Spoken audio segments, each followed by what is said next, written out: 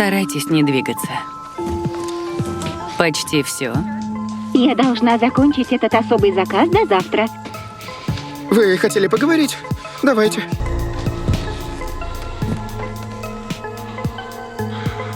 Мы собрались здесь, чтобы предотвратить апокалипсис. Мы, и под «мы» я имею в виду все в этой хижине, можем его остановить, но только с вашей помощью. В конце концов, погибнет мир или нет, зависит от вас троих. У вас всех произошел какой-то психологический надлом.